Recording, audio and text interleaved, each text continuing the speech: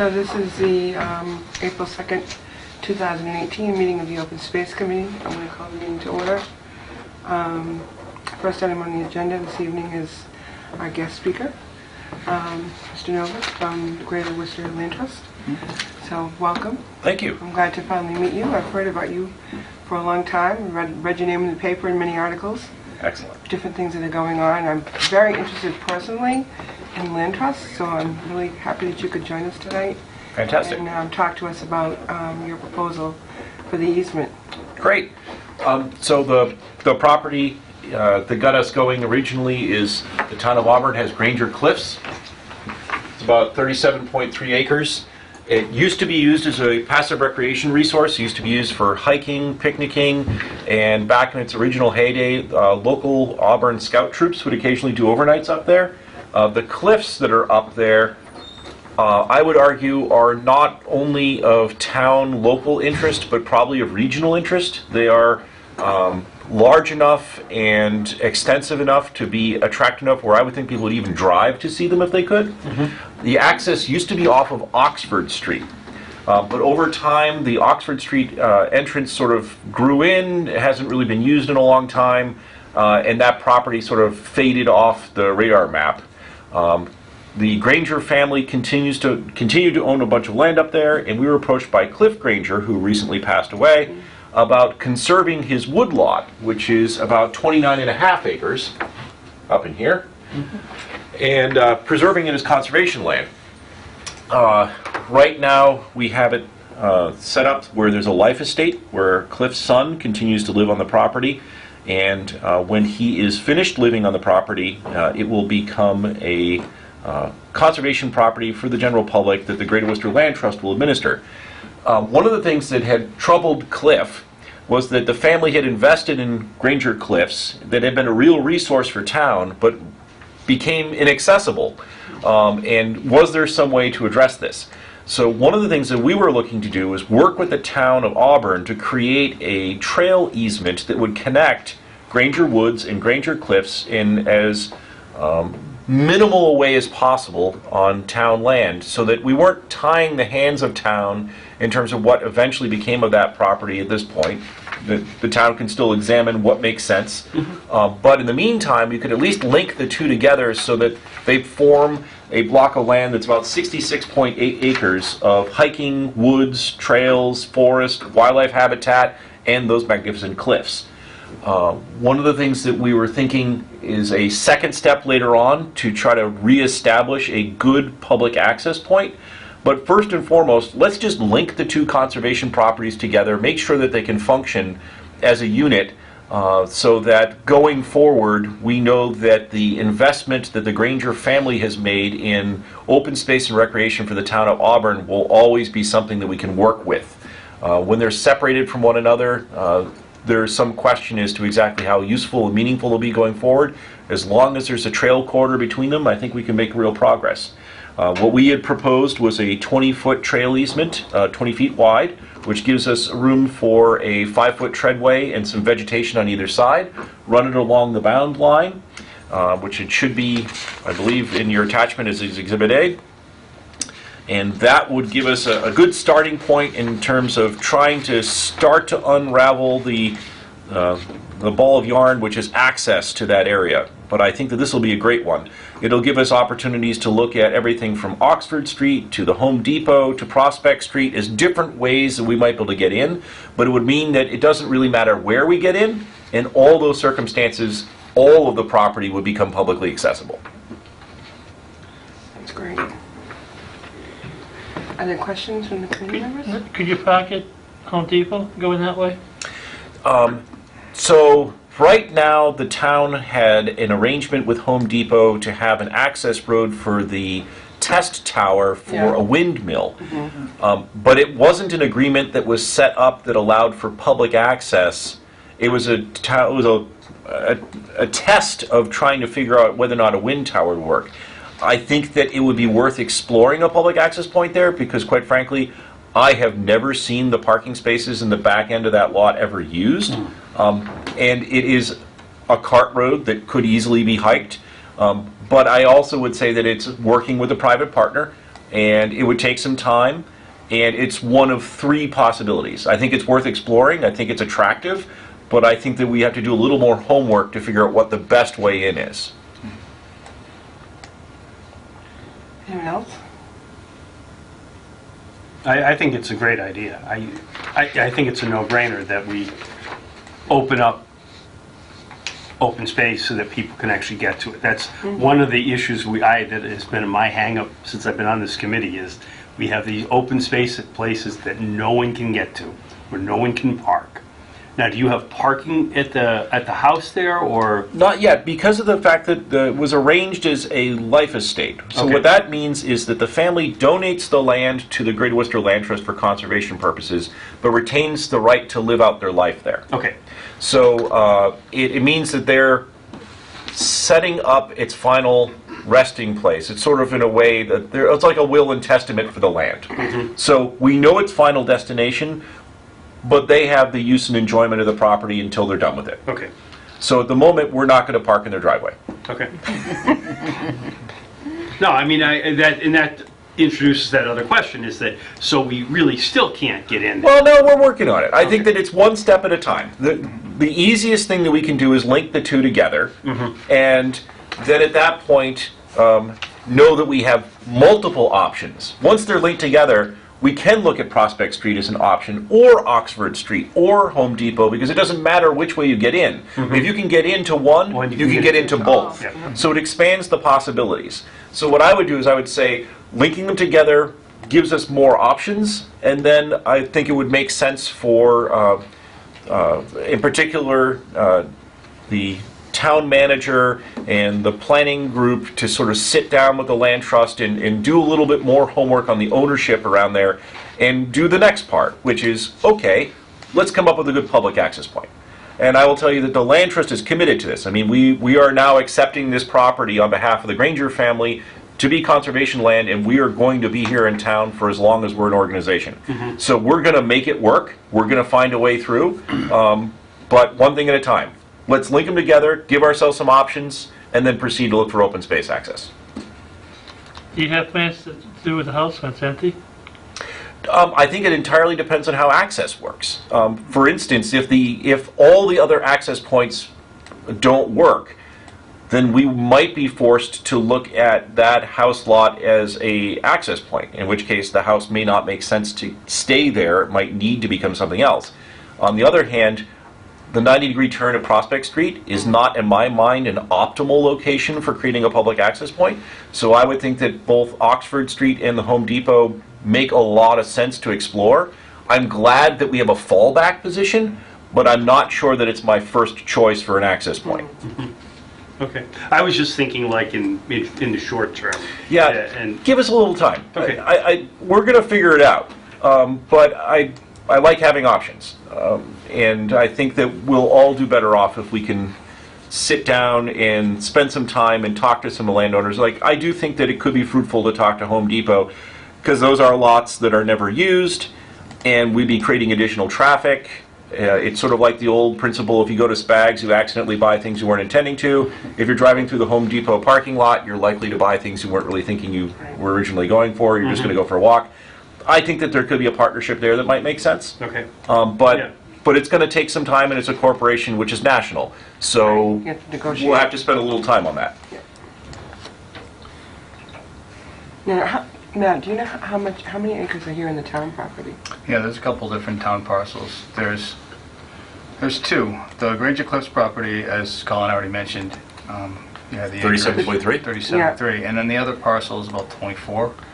Yeah, he said 66.6 altogether. Well, that's With there's this? two town parcels. So, Oh, okay. so the parcel that the trust is going to get is, why don't you click on the one that I was talking about there? This one. That'll help her out.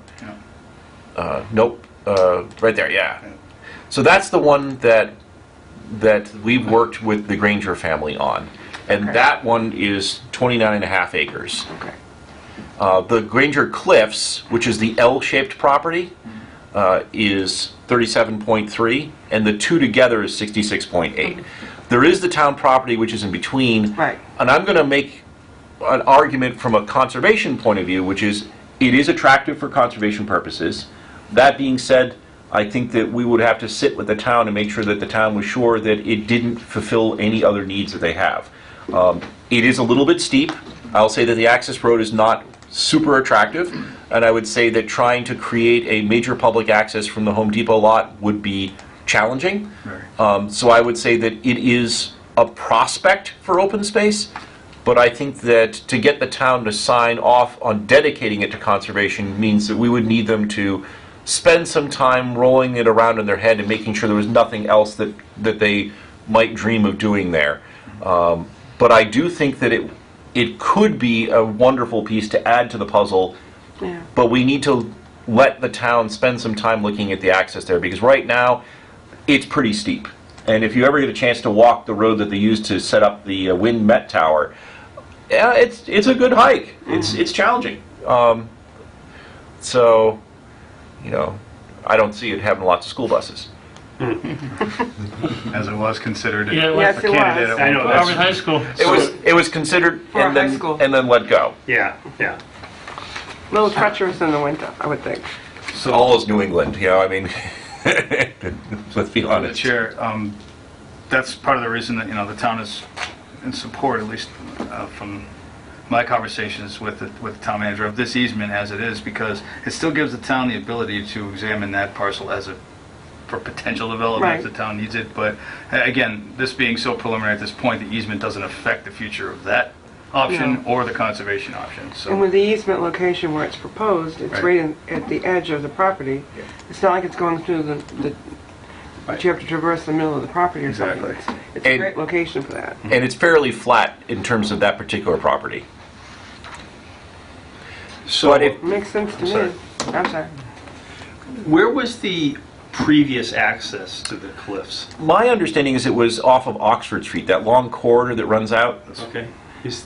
But I will also say that this might be a project that's best left to the Auburn Historical Society, because that's the only stretch of land I can find that links it in, but I don't know what they used once upon a time. Like, I don't know what the old scouts used back when they used to do camping up there. I know that there were benches, I know that, there was a whole enterprise involved. The only thing I can figure out is Oxford Street off of that corridor. That has to be pretty steep as well. It is. It is. But it's doable. I mean, it's walkable. How about that? It's walkable. If you're either on foot or on horse, it's totally doable. That being said, it's steep. When we were going over the town properties, I remember that long, narrow strip. Is that town-owned, or is that... Town. That is, okay. What about the next parcel to the north? That's also town. Okay. Yeah. So we really have a potential there to have a good chunk of conservation land. Yes. That would be nice. Yes. Those are all town-owned. And that's, I don't know exactly where, but I've heard that there's an old growth forest in the town-owned property that was going to be developed for the high school. And I would say that we could spend some time looking at that. I didn't see an easy prospect, but the difficulty is the size of the tree isn't really the thing that gives you a sense of its age. It's Yeah. actually having to core it. If you knew someone who thought they knew where they were and let us know, I would be happy to try to work with them to figure out where truth and fiction separate on that. Everybody thinks it's an old growth tree when they're worried about being cut. Yeah. That doesn't necessarily mean it was an old growth tree. Hear you. But we could work on figuring it out. Okay. I'm trying to remember what. It might have been Mr. Granger. I'm not sure. It's entirely possible, and the thing is that if anybody would have had a memory long enough to know what trees had been there forever, it would have been Cliff. Yes. But you know what? I don't know if you know Ken Ethier from town, but he's on the Historical Society Mhm. and the Historical Commission. And he spent a lot of time with Mr. Granger. He's a good friend of his. How would one get a hold of him? Might I be can a get good- you that info. That'd be great. Yeah, I was going to say, he might be a good resource to reach out to. And it would also be good because at some point when we are opening up access, a brochure or a sign or something that gives people a sense of what the history of the property is and how it feeds into why Auburn is what Auburn is and the identity of town, makes it more meaningful. Like going for a walk in the woods is nice, but if you know a little bit about the town history while you're doing it, it makes it better. Sure. I think Matt found a phone number for you. Not on my phone, unfortunately. Oh. But I can Well, email it we to can you. get it. That'd be great. Just send it along. I'll follow up. It's in the phone book. It's on my computer. We'll get it to you. Not on your phone, but in the phone book. Go figure. Well, there are some left that are in the phone book. There's not many, but I'm still there, just for the amusement of it all. So this is a proposed article for town meeting in May, correct? Yes. Great. So, through the chair, Yes. in talking with the town manager and DPW director and our building commissioner, we thought it would be appropriate to bring this to the Open Space Committee for perhaps a vote of support towards the town meeting warrant article. So, does anyone have any other questions about this? I mean, I think John's right. To me, it makes perfect sense to, it's a great opportunity. It's a great location for the easement. It makes perfect sense to get them together. And it also abuts the town property, so it can just, Louise and I used to be on the Conservation Commission, so we're very much supportive of protecting open space for our community. There's not a lot left here. So this would be a very large tract to keep. And I'll also tell you, it also has a scenic aspect, which is when you're driving 395 going south, that hillside it's pretty. And part of it being that way is Granger Ledges. So, that all being said, might there be a motion from the committee for a vote of support for this at town meeting? I'll take a stab at it. I make a motion that the Open Space Committee endorse the easement proposal by the Worcester County, Greater Worcester Land Trust between the town of Auburn, Granger Ledges, and the Greater Worcester Land Trust, Granger Woods. A second? Okay, is there any discussion on that? All those in favor? Aye. Aye. Opposed, so voted unanimously. Well, that's great. I think this is a terrific opportunity. So we'll get something in writing Great. to the town manager ASAP. I'll And have that ready tomorrow. And I'll also tell you that as the Open Space Committee, as you're working on your open space plan, if you need a partner in terms of researching property or acquisition of property or working on things like grants or doing research with landowners, do know that we are prepared to be a partner with the town of Auburn if we can be useful or helpful. If we're not needed, that's fine. That being said, if we can contribute to things, we would love to try to help. Thank you very we much. appreciate that very much. Always great to have a resource to reach out to. Right. I mean, I was very excited when it was announced that you people were, partnering with Cliff Granger and preserving that property, because it is just so, if you just look around it, it's a vulnerable location, It would be easy for someone to go in there and cut out every tree and put up another 30 houses. Yep. And not that I'm opposed to development, but not there. Yep. And I will also tell you that one of the roles that we play when we partner with a community, for instance, like the City of Worcester, is their Conservation Commission usually is under-resourced in terms of staffing or materials or vehicles or anything like that. So we will frequently have a property which is next door to a municipal property, and we'll bring our volunteers out there, and when we do trails, we don't stop at the line. We'll go over onto town land and work on trails and signage and think of them as a unit and partner with the town in order to try to make stuff work. So, for instance, in Worcester, we work with the Worcester Conservation Commission, the Worcester Parks Department, in order to make a whole trail network in the Cascades. I could see a similar partnership here in Granger, the Granger lands, where we're bringing our volunteers to the table to try to help out and invest in both properties. That's great. Wonderful. Well, thank you so much for taking the time to come Sure. with us tonight. We really, really appreciate it. It was very insightful, and I'm pretty sure town meeting will some of us are town meeting members, Yeah, I am. I'm sure that we'll all be speaking in support Do of you, it. do you know where on the agenda it is? I don't know what warrant article number it is I yet. haven't seen the warrant yet. Usually, anything I'm involved with is at the end of the meeting. So, we'll see. Poor What are you, with a Matt. curse? No, you know Mike, what? It's not Matt. It's anything to do with planning, zoning. It's at the anything end. else, It's at the end. Yeah, it's just- So it's people just are at the like end. dog tired after the budget and all that. Yep. The last thing they want to listen to is, but we'll get their attention. Absolutely. Anyways, thank you again so much. Sure. Well, thanks for having me. And again, if I can be a help or a resource, feel free to reach out. Do you have a card that you could leave us? In theory. Moment of truth. Yes. Wonderful. Thank you so much. Thanks, Colin. I'll Definitely a send number to you, hang on to. I'll send you Kenny Thier's information. That'd be great. Thank Thanks you. again. Have a pleasant evening. Thank you so much. You as well.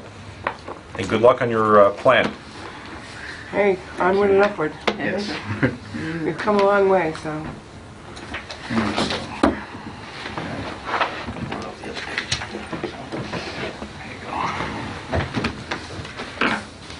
Have a nice night. You too. Okay, so, we are down to board and committee updates and vacancies. Yes. Do you have some news for us? Well, thankfully, we have a full complement here at Open Space, which Yes. is nice. Yeah. The Energy Committee has 2 members right now and can't hold quorums, so we need at least one more. Anyone who's interested in the Energy Committee that's watching at home can use 1 to 3 members on the Energy Committee. You can go over any of the renewable energy projects that we're working on and help us find other energy efficiency alternatives through any other grants or projects out there. Happy to get that committee going again so we can update the town on the projects we're working on. So is that a 5-member committee? It is, yes. We had 2 resignations and then one other person moved out of town. So, yeah. Another committee, Economic Development, has 4 of its 5 members. We're looking for another member on that committee. And our planning board needs a alternate member. So they have full 5 of 5, but they can fit an alternate according to the bylaws, so Yeah. I believe that's all of them. So Unless- conservation's full? Conservation has 5. I think They need 7. they can have up to 7, so there'll be 2 openings there still also. Yeah. Okay, that's good to know. All right, so then we want to talk about the grants, grant update, Green Communities. If the members are curious, just the Green Community project that we applied for this year and hope we get funding for is the LED streetlight conversion project. It's a project that we're moving forward with anyways, and there's a town meeting warrant article for full funding of that project that'll be on in May. It's possible we could hear of a grant award before then. It's unlikely. Usually we hear about it in June or July. So we're just looking to appropriate full funding for the project anyways. It has to be completed by the end of December 2018 this year. Oh, this year. So that's auditing, that meaning collecting information on every light that's out there. Then they'll provide us with a design report so we can choose what sort of fixtures, brightness, dimness, etc. And at that time, we might hear about the grant before we start any installation. So this would be a townwide on all the LED street, every street light. Now, would you replace the whole unit? Yeah, it's just the mast arm and the bulb, but not the pole or anything. Go for the bright. So that's what we have to figure out with the design. Do So go for the there's- brighter. Don't go for the bright. There's- Yes, the poles are so far, at least in my neighborhood, Mm-hmm. poles are so far away Yeah, that, and I'm between lights, I might as well not have any. yeah. So the regular lights that are out there now, they don't have shields on them. They just throw light everywhere. These LED fixtures would have shields that guide them down to the street. Good, good. But varying brightness is what we have to review, because depending on the heat temperature of these bulbs, it could have a blue hue, it could have a white hue, and it could have a yellow hue. So depending on, sparsely populated areas or commercial areas, we have to decide what the best brightness will be for those bulbs through the audit. So we have a great consultant helping us with that. We're going to try to take some models from other communities and where it has worked and where it has not. So I think we we're definitely moving in a very good direction, but we have time to decide what might be appropriate in each area. So can you do some of both? Like, Yes. not as bright in the commercial areas, because there's a lot of light there anyway, and then light in the suburban areas? Yes. That'd be good. Yeah, we're going to do a full analysis. They do a bunch of different models depending on the area. So they'll find some areas that have housing closest to the, similar to the lights, or some that are spread out, and they'll model areas and give us what they think their recommendation is, and then we can compare that to other communities that have already done this. Now, this is supposed to be a lot more energy efficient too, Yes, right? a lot. So it'll save the town a lot of money. Save 50 to 75% on our energy bills. Wow, Yeah. that Wow. much, huh? Yeah. Wow, that's great. That's amazing. Yeah. Yeah, if you haven't converted your own house, Mhm. you should. Yeah. I mean, I had one of those audits done a couple of years back, and they literally went around, they replaced every bulb Yeah. in my house that wasn't already an LED. And they seem to intelligently, they sort of leave away the compact fluorescents, because they were in 15, 20 years ago. Now they're just, they do work, there's nothing wrong with it, but the LEDs are just so superior. It's a cleaner light too. Oh, yeah, it's just, I mean, there's some controversies about it, but I haven't seen anything that really held up scientifically to say that you shouldn't use LEDs. A lot of the savings is in maintenance too, because we pay a premium to National Grid to maintain a lot of these lights if they go down. So we, and that premium would be more than a standard maintenance contract for an LED light, because these last 20 to 30 years. They have a 10-year warranty, could last up to 20, Wow. and you're not replacing them every 5 to 6 years. So like less you are with maintenance the cost. Yeah, less Yeah. maintenance cost too. Wow. Yeah. That's I mean, amazing. now if you drive around, you see the incandescent lights out all over the place. And it seems to take forever for National Grid to come out and change Replace them. Yeah. So if you have something that lasts long, why not? So that's one grant we're hoping to get funding for. We asked for $250,000. That's full green community funding. Yep. Fingers crossed. So it's a $400,000 project. So if we got 250, we'd have to come up with 150. Yes, and in theory, at least up front, there's still 2 grants that would give us a discount. One of them is a 30% discount. And then there's the utility incentives from National Grid for converting to LED. If we get both of those, the entire project will only cost $267,000, and then if we get the full grant for $250,000, we only have to pony up $17,000. Oh, wouldn't that be great? That'd Would be be nice. Yeah, Well, let's hope for that. Perfect, yes. yes. Wow. It's really interesting with the grants, so you never know how they're going to fall. But, and then what's this DLTA grant? So that's continuation of the Drury Square bylaw. Oh, yeah. Project. I mentioned before that we started the meeting that Central Mass Regional Planning Commission has had some turnover recently. The gentleman who was working on this project lately was Jeff Bagg, and he took a job as the city planner in East Hampton. Oh. So we're going to end up getting another person to help us with this. This will be the third time that's happened. We had Eric Smith first, and we had Jeff helping us. Jeff made some really great presentations to the planning board. Has some really great ideas, and I hope that those can transition to the next person. So I had a preliminary conversation with that person. Name escapes me right now, but we're going to be scheduling a meeting to discuss how to proceed. So that has been slowed, but it's down but not out. We're still going to keep working on that. Perseverance pays off, Yes. right? Yes. That'd be. That's exciting too. And when is the project planned for the reconstruction of that section of Auburn Street? It's tentatively 2 years? scheduled for 2021. 2021. 3 years. At least it was approved as a transportation improvement project with CMRPC for 2021. Hopefully there's no delays, but that should be the date. Now, does the town have to pay for the engineering or do the engineering? There's some Yeah. cost to us. DPW works on this primarily. Yeah. I know the project, the last I saw, was up to like a $4 million project. I'm not sure how much of it the town has to contribute, because there's $18 million in state funding contributed to these TIP projects annually, and Auburn got on for the 2021. So I don't know how much we have to pay. Wow. I don't know yet. But at least we have some time to Yes. get the other things in order to go along with it, Right.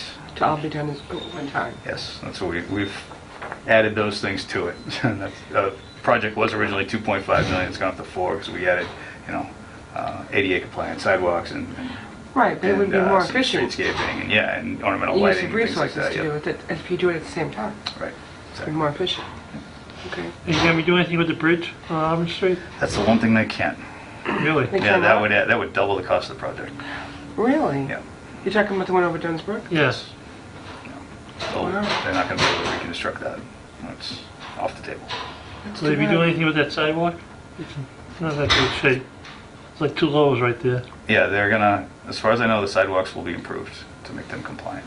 And on that bridge there. Yeah, so they'll have to tie them into the bridge. As far as improving on the bridge, I'm not 100% sure. So it's primarily it's a cost issue for the bridge? I'm not sure. Or is it, I wondered if it would be difficult because of the traffic impact. It's a little outside of my pay grade, unfortunately. I'm not sure exactly how that works, but there are members of the Metropolitan Planning Advisory Group that review these projects and approve them, and I remember one of the ladies at the meeting saying that the bridge was off the table. So she was one of those reviewing authorities, so I That's took her pretty word cut for and it. dry.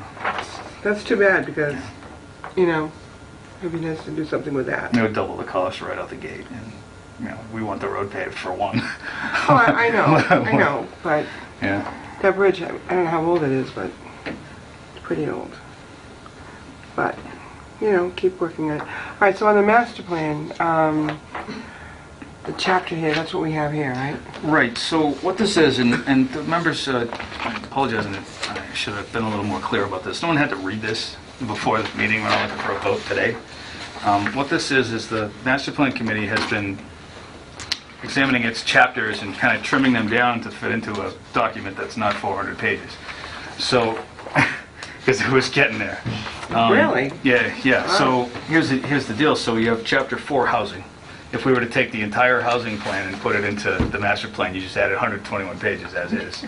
So they had to trim that down. The economic development study was another 40 pages, to trim that down a little bit. And with the open space plan, which was 160 pages, I think, I forget exactly. 210 pages. So we couldn't just drop that in there all. So what we did is on the top of the chapter, there's a little note on there that says, this is an excerpt from the approved 2016 Open Space and Rec Plan. For copies of the full plan, please look Okay. at the town website or the planning division. So I don't have that on mine, it's on yours. So what we did is we just took the data that was similar to the 2006 master plan and transplanted it in the same manner that it was. Yeah. So we didn't change any language within here. The only thing I did was on page 9, and it's chapter E under fisheries and wildlife. In this chapter, we took the biomap study that we got from the DFW. It was several pages, and we just inserted it into the open space and rec plan. And instead of adding that here also, I just put a note in the last sentence that said this information can be found within the full plan on pages 34 through 59. But otherwise, the rest of the language is consistent with the 06 master plan layout. And but I didn't have to change anything else. So now, when you submit the master plan to be approved, are you going to send along, or are you not going to send along copies of the other plans that you're referring to? Oh, we'll do all of that. You'll send the whole enchilada? Yes.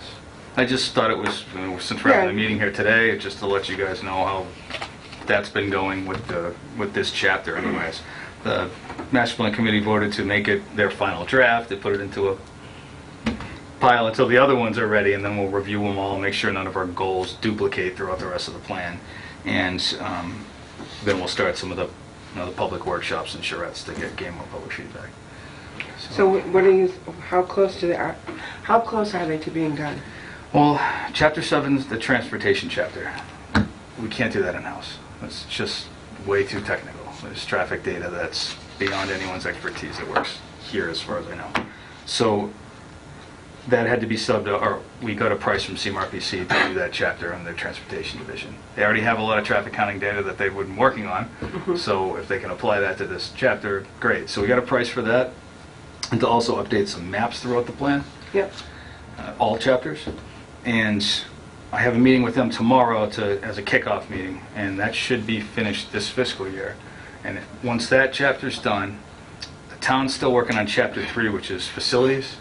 We want it to be similar to the capital improvement plan. So that would give us all except for the land use piece, and the land use piece is Chapter 2. That's kind of where all these goals kind of get summarized under Chapter 2. So I'd say this, our goal is this year, at least before the end of the year. If it carries into early 2018, it's possible, 2019, it's 2019? possible. Yeah. But we're real close, so it's just finishing our draft pieces before we do some charrettes and public outreach. So, and then after that point, it goes to the planning board for a final review. So, at latest, I mean, Probably not even I want it done this year. Yeah. I don't expect it to go anywhere past town meeting next year. I want this done before then. Before town meeting 2019. Yeah. This doesn't need town meeting vote or anything, but Right. that's my absolute drop dead, Goal. not going past that. So, Well, hopefully the transportation piece can be funded. yeah. Yeah, we got a price for it, and I think the funding for it is either on for town meeting or we're able to appropriate funds. I forget where that left off, but we didn't have to get multiple bids. We're using CMRPC. Just good. It's under 30 grand. So, Well, that's good. yes. Are you already, do they still give you so many hours of their time for being a member of CMRPC? That's what we're applying to the Jury Square bylaw. Oh, okay. All right, so you're using that already? Mhm. Okay. I didn't know if they still did that or not. I do. Well, that's good. That's good. All right, so then we had our 3 continued items here from when we were meeting before. I don't know that anything has really changed with those, have they, or? I didn't have any updates for us. Just Yeah, just the 2 items, the presentation and the Right. open space chapter. right, and then we're down to minutes now. I had to tell you, I'm gonna have to watch the meetings, I think, because I have the notes from the last one, but I don't have, I have a better idea. what? I'll do it. How can you, So, how can you possibly? I already started. So, You did? Yeah, so I'll finish 2017 minutes, and then we'll be all caught up. All right, so I'll just have to worry about this one? That's it. Well, thank you very much. No problem. That's like a gift. All right. Thank you. Sure. I'll owe you for that one. It's okay. My favorite thing, minutes, but When it falls behind like that, and we don't have, a meeting for so long. I know. I can understand it can be difficult. Now I'm already here. It's not that hard to look them up, and I can do it. It's fine. Okay. Yeah. It's very thoughtful, very kind. I appreciate it. Public comment. We don't have any public comment. Do we need to have another meeting? Right now. If the committee wishes to do any review of this draft chapter, Yeah, and I then mean, I'd like to possibly read make it. yeah.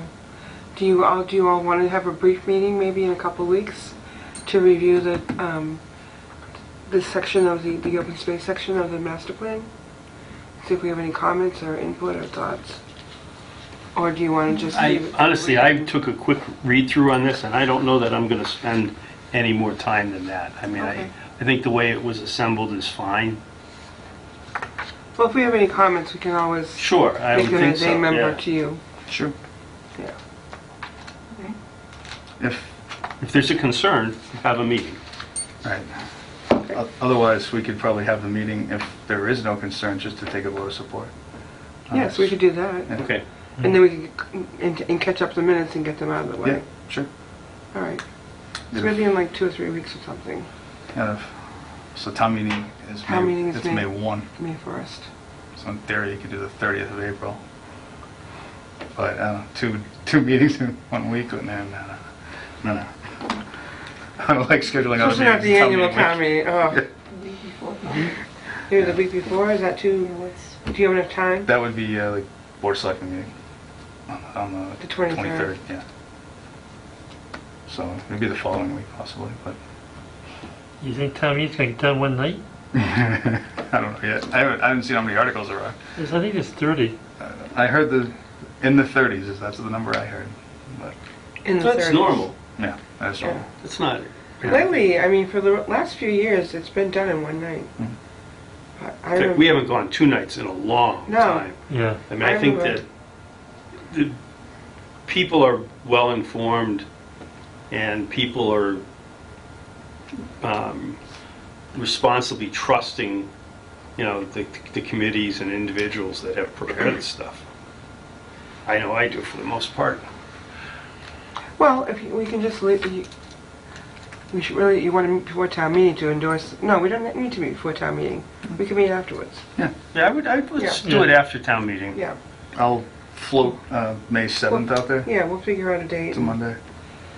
That's, yeah, because that's the first Monday, so the selectmen would not be meeting that night. Yes. Okay. So, May 7th? That's good. 6:30 is okay with everyone? Sure. Yep. All right then. Does anyone have anything else that they'd like to bring up? No? Anything else for you? Maybe not. All right then, is there a motion to adjourn?